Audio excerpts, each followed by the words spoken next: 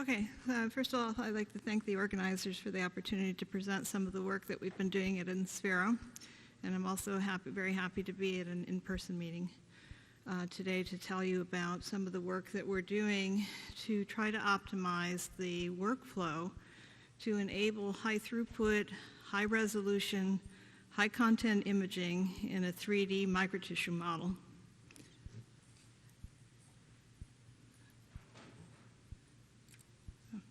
All the fonts have changed.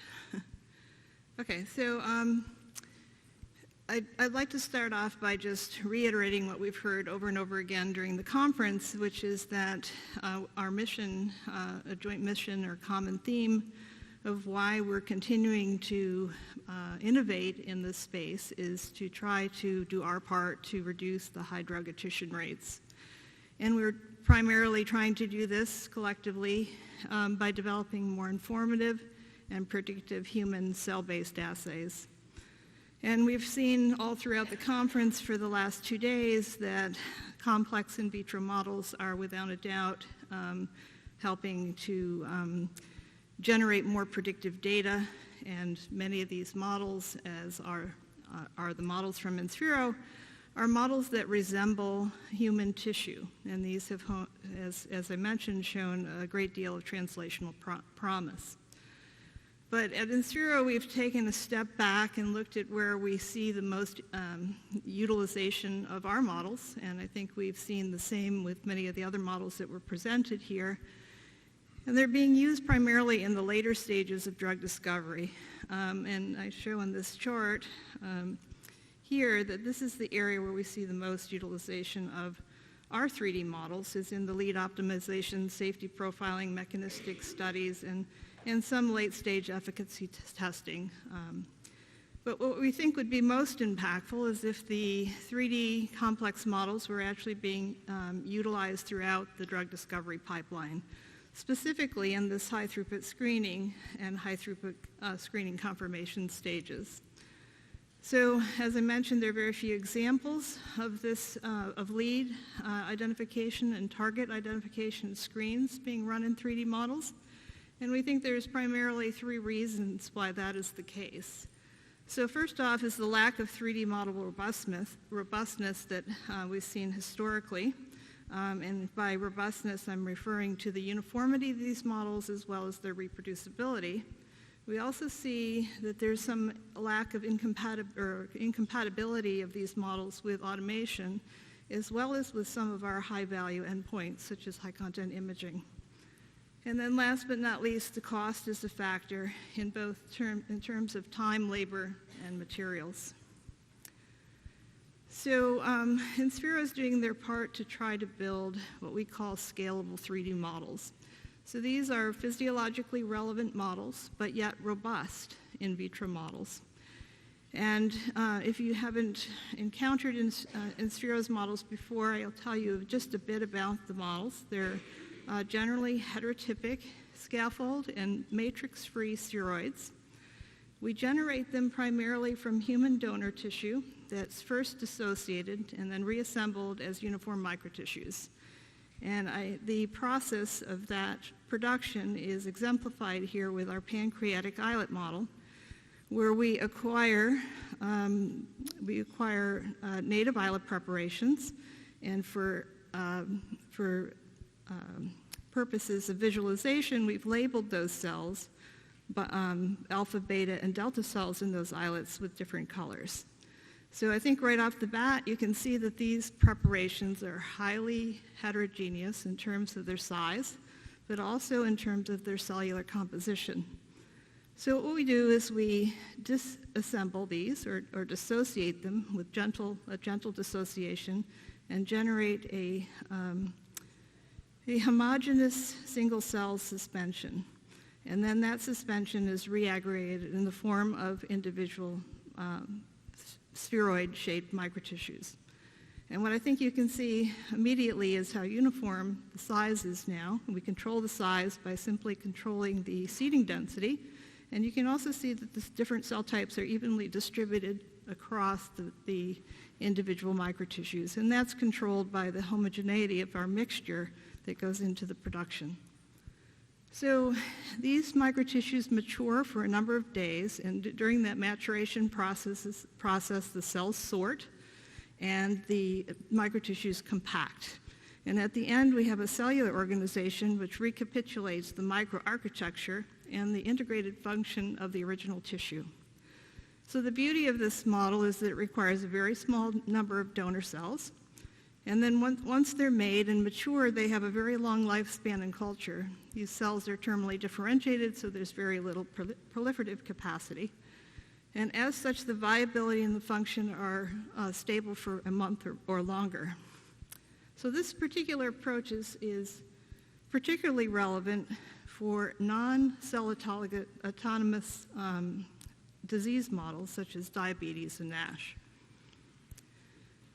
So relevant to the screening application or high throughput or scalability of these models is that they are very uniform, very robust, and reproducible. So they're generated using highly standardized processes, they're scalable and amenable to a number of different formats, including 96 through 84 as well as organ-on-a-chip formats.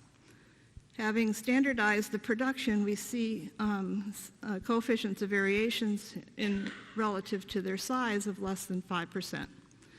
And they're also compatible with a wide range of endpoints. So these are matrix-free, they're cultured in suspension, they're accessible for both on-plate and off-plate assays. And the types of assays we routinely conduct on these microtissues include high-content imaging, biochemical, biomarker assays, and a number of different omics endpoints.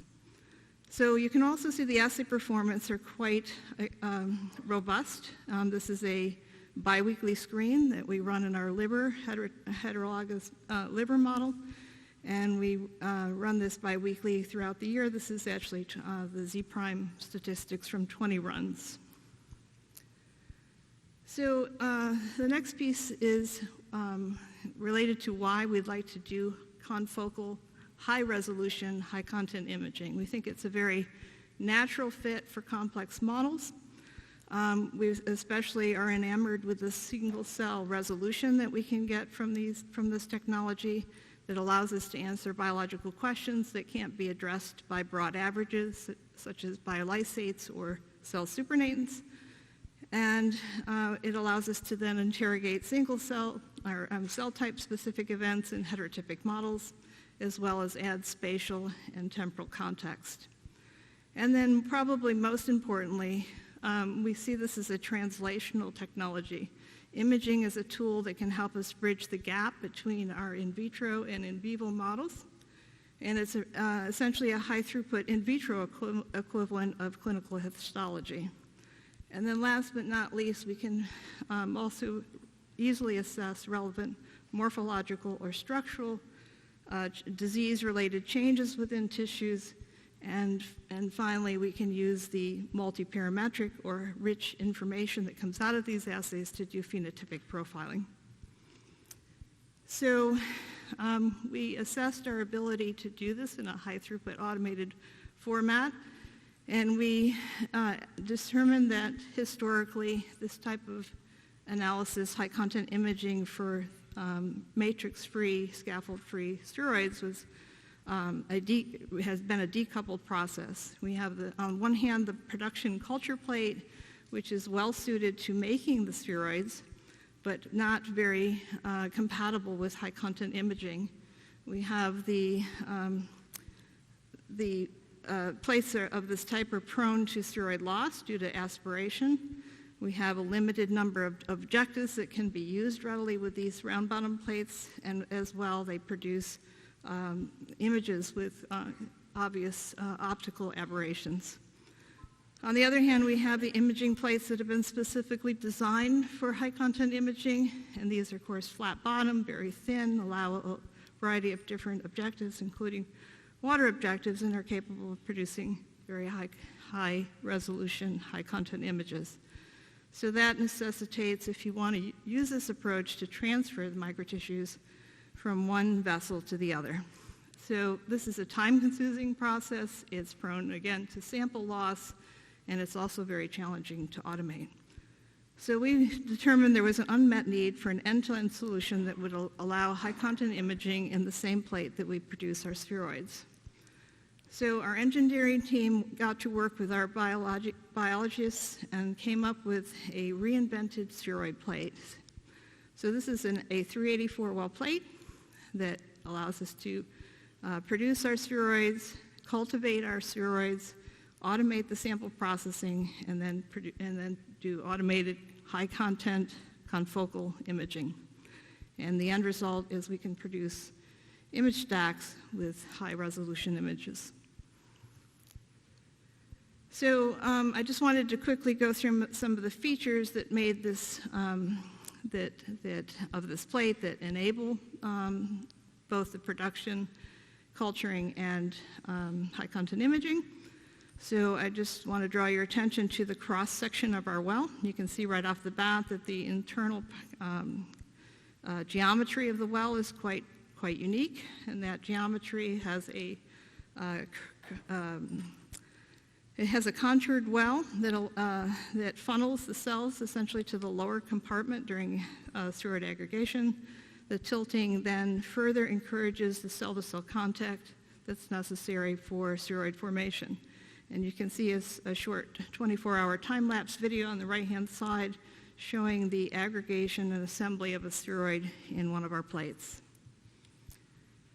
The next feature that has made these plates compatible with automated processes is the presence of this, what we call a pipetting ledge. This is a ledge that allows you to rest your pipette tip on the ledge and do all of your dispensing and aspiration from this position. It enables you to remove a large percentage of the volume in the well without disturbing the microtissue, and it leaves behind a very accurate and very small volume of residual volume. So utilizing this feature, we were able to generate an automated protocol for fixing, staining, and clearing microtissues on an OpenTrons OT2. So this protocol consists of 15 aspirate dispense cycles. The aspiration efficiency is 95%, meaning that we're removing 95% of the volume, and the spheroid retention, having performed this procedure, is 99%. And the next feature that's made these plates compatible with the imaging is the presence of well, first of all, we have the standard black walls, which prevent fluorescent crosstalk, but we also have a very ultra-thin, flat, continuous bottom. It's 25 microns, made of a material called FEP. I can't say enough good things about FEP. It's optically transparent.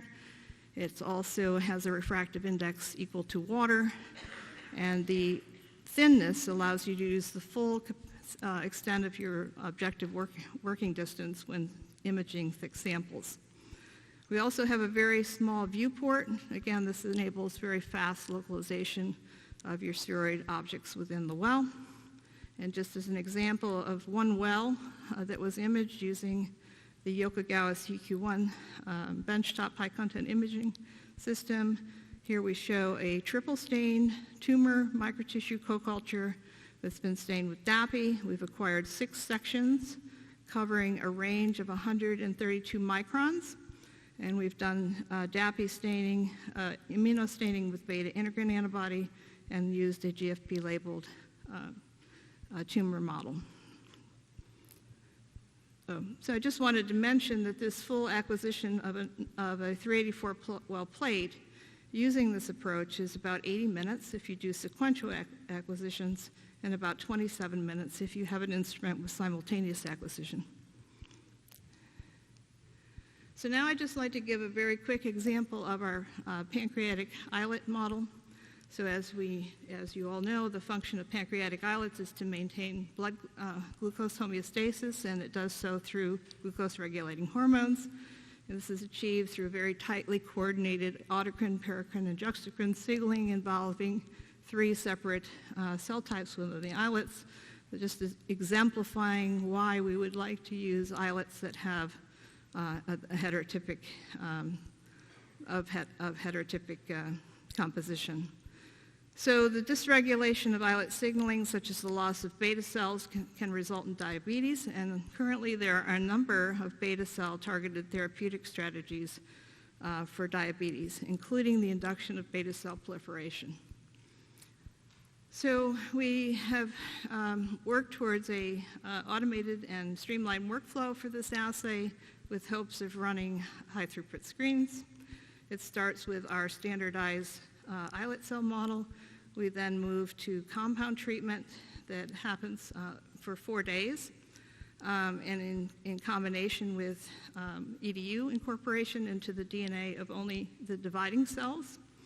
We then fix, stain, and clear these islets, staining them, all the cells with DAPI, staining the beta cell population with the nuclear marker NKX6.1, and then staining in the third channel the proliferating cells using click chemistry to label the EDU.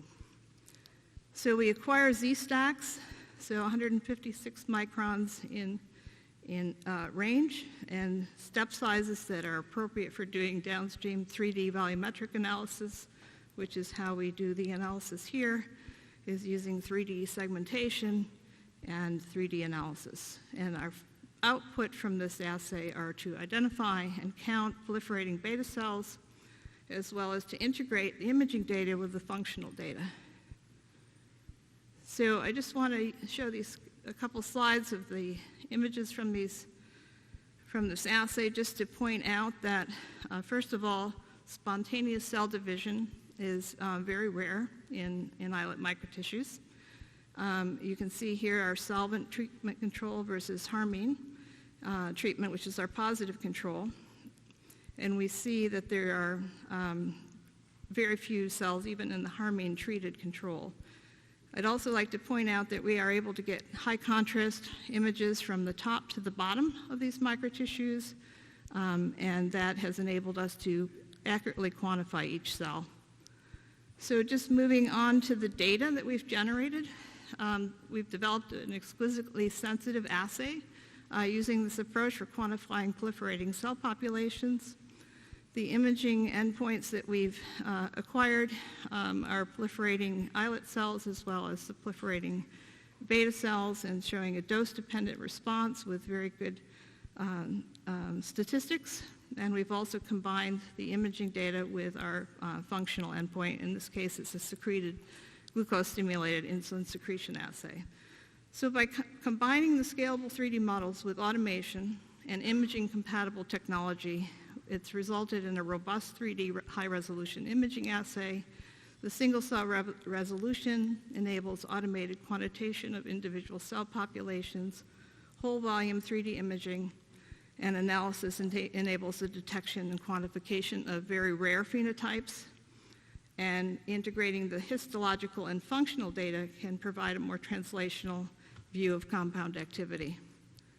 And then I'd just like to end by saying that to date we've noted that complex models have been mainly utilized in late-stage discovery. The 3D platforms such as robust 3D models and supporting 3D technologies can help push that utilization earlier into the drug discovery pipeline.